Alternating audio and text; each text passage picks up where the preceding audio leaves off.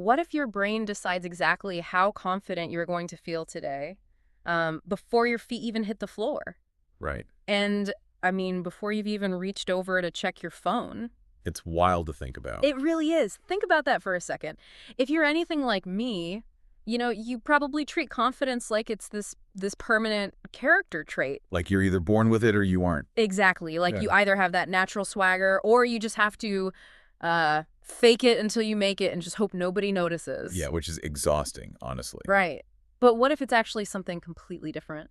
It is entirely different. And that's really what makes today's deep dive so compelling. Yeah. We're looking at a fascinating shift in how psychology and neuroscience actually view confidence. It's less about who you are as a person and, much more about the chemical and physiological state your body happens to be in during the first few minutes of your day. That is a massive paradigm shift. Yeah. And that's our mission today. We are unpacking a detailed breakdown from our source material on something researchers are calling the confidence forever system. Which I know sounds a bit like an infomercial. It totally does. But despite the infomercial-sounding name, it is actually a deeply scientific 10-minute morning routine. Yes. But it's not about, maximizing your productivity or crossing things off a to-do list so you feel a false sense of accomplishment. Not at all. It's designed to biologically rewire your confidence using 4 specific physical actions done in a very specific order. Which is incredibly empowering when you really internalize the implications of that. How so? Well, if confidence isn't a fixed personality trait sitting inside you waiting to be discovered, but rather a physiological state you can construct from scratch every morning, Oh, wow. Yeah. then you have a tremendous amount of control over it. You aren't at the mercy of how you happen to wake up feeling. You can literally build the state of confidence. Before we talk about building it, though, I feel like we really need to talk about what's actually happening when confidence feels broken. Definitely. Because the research describes this feeling so perfectly. It's that tightness in your chest right before a high-stakes meeting. Right, or the hesitation before you raise your hand to speak up. Yes. It's that quiet, kind of insidious voice in your head telling you that everyone else in the room has it figured out except for you. Yeah, and society trains us to look at that feeling and label it as a fundamental personality flaw. We do. We tell ourselves, I'm just an anxious person, or I'm just not confident. But human biology points to something else entirely. What you are experiencing in that moment of hesitation isn't a lack of character. Right. It is a very specific pattern of hormones, breath rate, and muscle tension that your autonomic nervous system is actively interpreting as a threat state. A threat state. Exactly. So your body essentially thinks it's in physical danger, even though you're just sitting in a Tuesday morning marketing meeting looking at a spreadsheet. Precisely. Your nervous system is basically this ancient radar system, right? Scanning your internal and external environment in milliseconds. Okay. It doesn't know the difference between a predator in the bushes and, say, a passive-aggressive email from your boss. That makes so much sense. If the first few minutes of your day are chaotic, reactive, or rushed, your body gets flooded with cortisol, which is our primary stress hormone. Right. And if that cortisol spikes early and stays elevated, your physiological focus narrows, your self-doubt increases, and you enter a highly reactive defensive state. Which brings us to the ultimate trap so many of us fall into. The research points out something so relatable it hurts, honestly. Have on. Grabbing your phone within the first 60 seconds of waking up. I mean, Okay. think about the mechanics of that. Brutal. Reaching for the phone right away is essentially inviting 100 strangers' demands, their breaking news, and their perfectly curated lives into your bedroom before you've even fully woken up. Yeah. Is that the trigger putting us in this threat state? It is a massive trigger. The brain is uniquely neuroplastic and sensitive to how a day begins. Okay. That very first emotional tone of the morning acts as a lens. Your mind literally uses that initial lens to interpret every single thing that happens afterward. Oh, wow. So if you start stressed, everything looks stressful. Exactly. When you grab your phone immediately, you are flooding your brain with external input and demands before your own internal nervous system has had a chance to anchor itself. So before you even know how you feel about the day, you're reacting to how everyone else feels about the day. Exactly. You are in reaction mode rather than intention mode. And the danger here is that it rarely looks like a massive crisis. Right, you're not having a meltdown. No, you don't wake up and start screaming. It just looks like an ordinary, slightly anxious, slightly rushed morning. Yeah. But the compounding effect of those tiny comparison-heavy mornings puts you in a low-grade threat state that lingers in your system for hours. It quietly erodes your self-trust, leaving you second-guessing your decisions by lunchtime. Okay, so if a rushed phone first morning creates this physiological threat state, how do we actually flip the script? That's the key question. How do we construct a safety state? The material outlines 4 distinct elements backed by 4 different lines of research that act as the antidote. Yes. Let's start with the physical footprint. The first element is posture. Yeah, and the data here, heavily linked to Harvard explorations into expansive body postures, is fascinating. Okay. We're talking about standing with your feet apart, shoulders pulled back, chin level basically, taking up physical space. Right. The research suggests that deliberately holding a pose like this for just 90 seconds correlates with a measurable increase in risk tolerance and self-reported feelings of personal power. Wow, 90 seconds. Just 90 seconds. It physically alters your hormone profile, supporting testosterone and other confidence-linked neurochemicals while actively suppressing cortisol. Okay, I have to admit, I've always been, a little skeptical of this one. A lot of people are. Isn't power posing just about looking confident for other people? It feels kind of performative, like you're putting on a superhero costume in the bathroom mirror just to fake it. It's a very common reservation, but let's look at the underlying mechanics, because it is entirely internal. Okay. It is not about looking confident for anyone else. It is about signaling safety and readiness to your own nervous system. Interesting. It's a biological feedback loop called proprioception. Your brain is constantly reading your muscle tension, your joint angles, and your body position to gauge whether you are safe or in danger. So the brain takes cues from the body, not just the other way around. Exactly. When you curl up, cross your arms, or hunch over your phone, your body tells your brain, we need to protect our vital organs, we are under attack. Oh, man, I do that all the time. Right. But when you stand expansively, you are reverse engineering that signal. You are telling your own biology, I am safe, I am secure, I can afford to take up space. That makes a lot of sense. The brain receives that physical data and dials down the threat response. It works brilliantly, even if you are completely alone in a dark room. That completely reframes it for me. It's an internal feedback loop, not a performance. Exactly. So posture secures our physical footprint, but what about the internal racing feeling? Because I can stand tall and still feel my heart hammering against my ribs. That's where the second element comes in, which is breath control. Okay. Specifically, the material highlights research from military and first responder training using the 4-count breath. Which is what, exactly? That's an inhale for 4 seconds, a hold for 4 seconds, and a slow exhale for 4 seconds. Why that specific rhythm? What is happening on a biological level when we do that?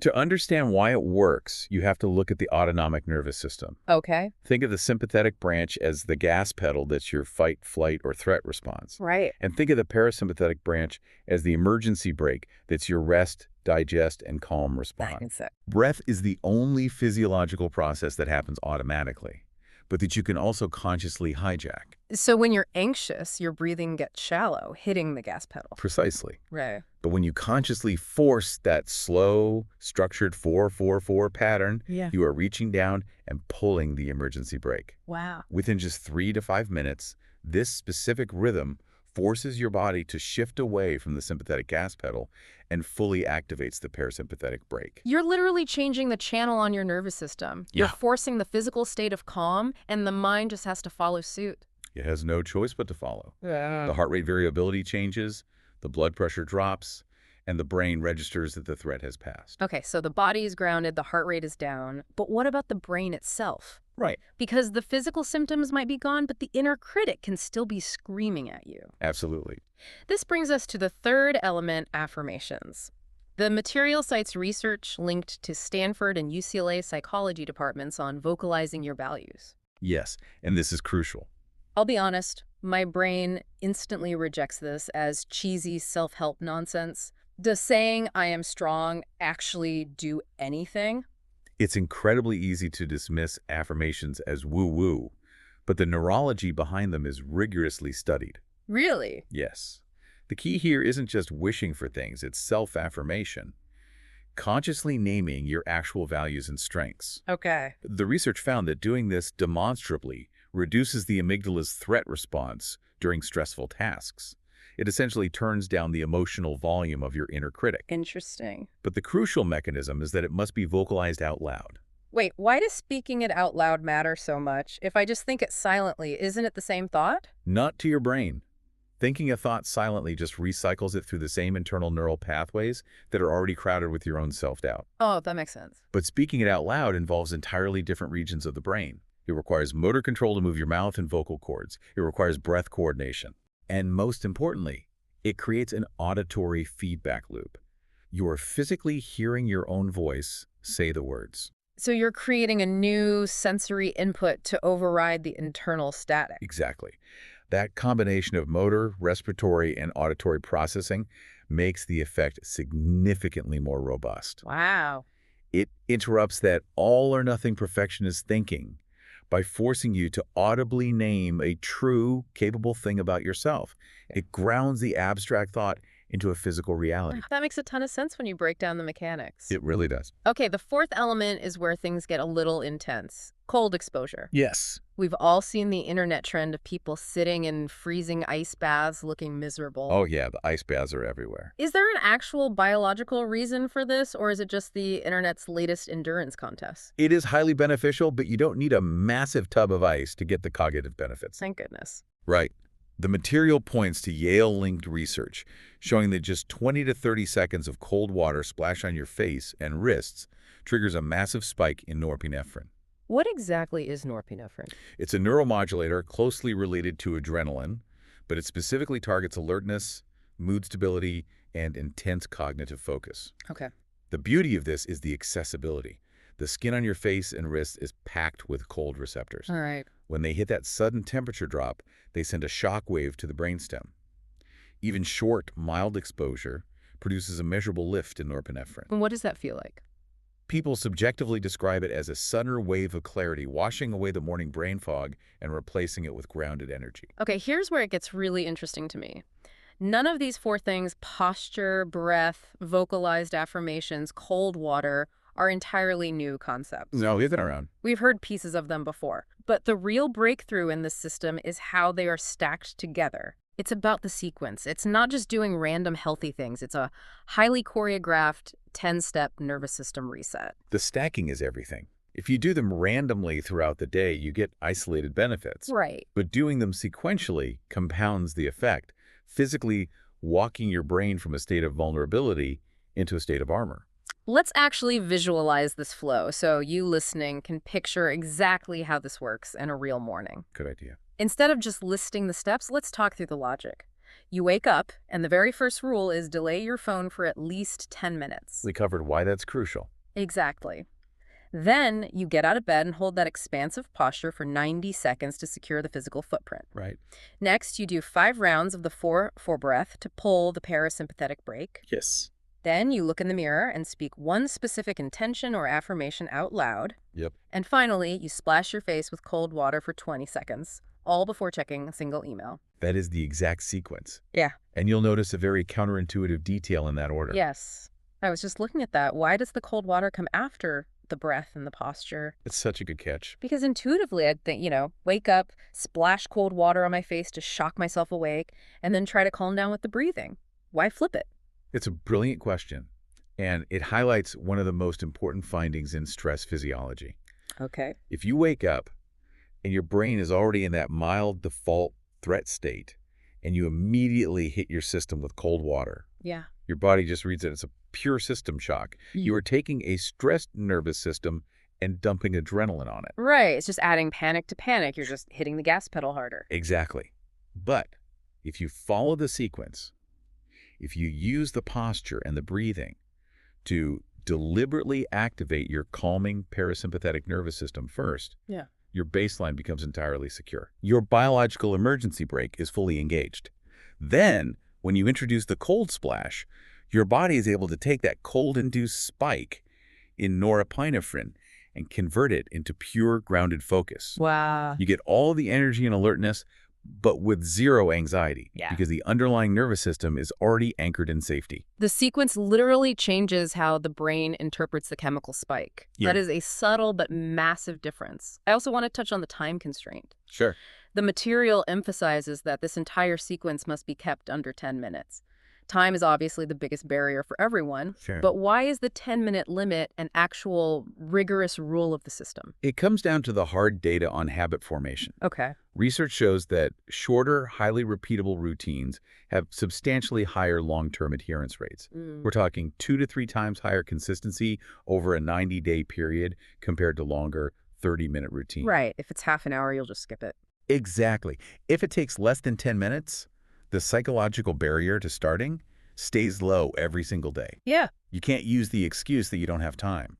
Theory is great, and the neuroscience of norepinephrine and proprioception is fascinating. But what does this actually look like in practice for you listening? Right. The real world. The material provides some incredible real-world case studies that prove this isn't about transforming into some loud, obnoxious, motivational speaker.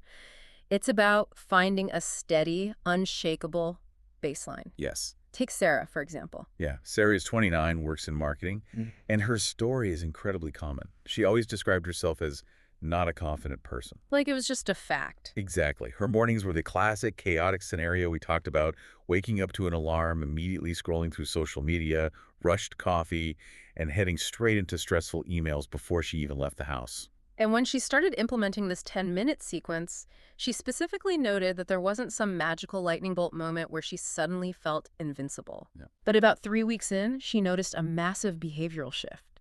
She had completely stopped rehearsing apologies in her head before dialing into meetings. That detail is profound because it shows what physiological confidence actually looks like. Yeah. She still felt nervous before big presentations, but that nervousness wasn't paired with the toxic inner critic telling her she didn't belong in the room. Wow. It wasn't a personality transplant. It was just a quieter, more secure mind.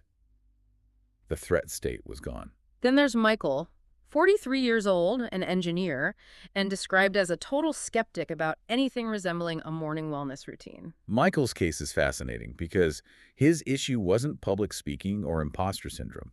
His symptom was severe decision fatigue and mental fog by mid-morning. Okay. He treated the system like a sterile engineering experiment and tracked his focus levels.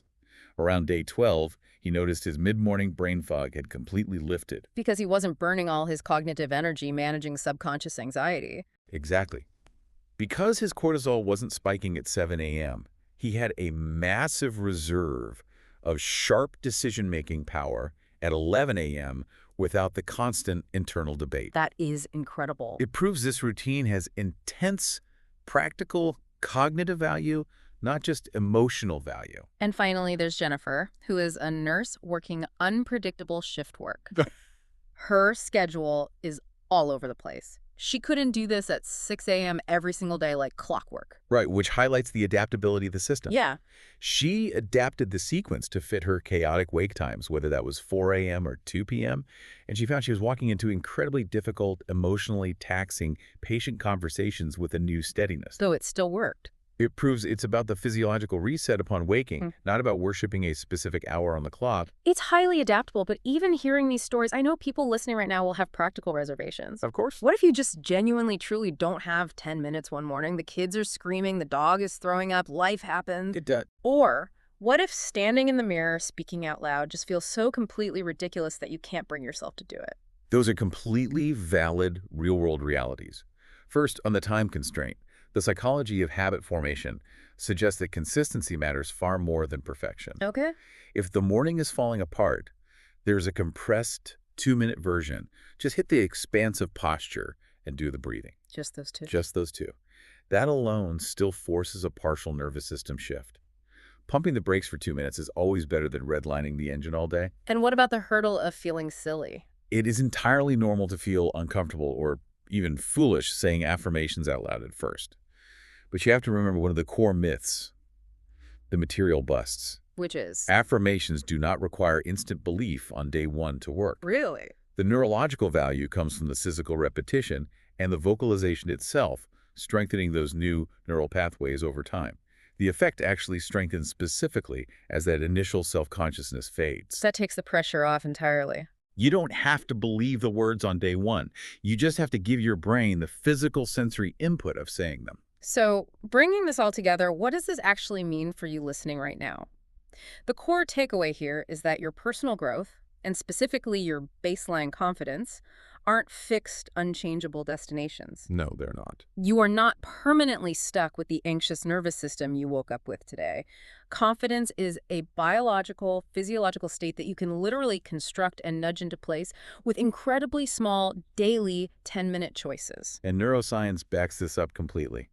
The brain remains neuroplastic at every single stage of life. That's so hopeful.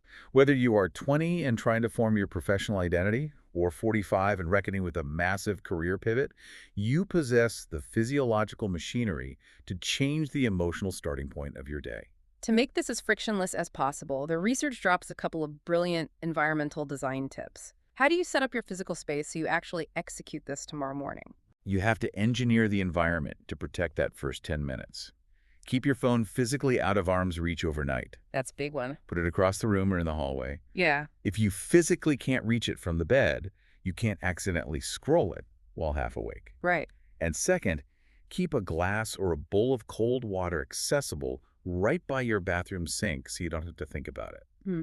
Remove the friction so the physical habit just flows naturally. I love that. Make the right choice the easiest choice. Exactly. We've covered a massive amount of ground today, from the mechanics of cortisol spikes to pulling the parasympathetic brake, to how Yale-linked cold exposure studies prove we can biologically engineer our own focus. It's a lot, but it's powerful. It is. Mm. But I want to leave you with one final lingering thought to mull over as you go about the rest of your day. Okay. We started by talking about how your brain decides your confidence before your feet even hit the floor.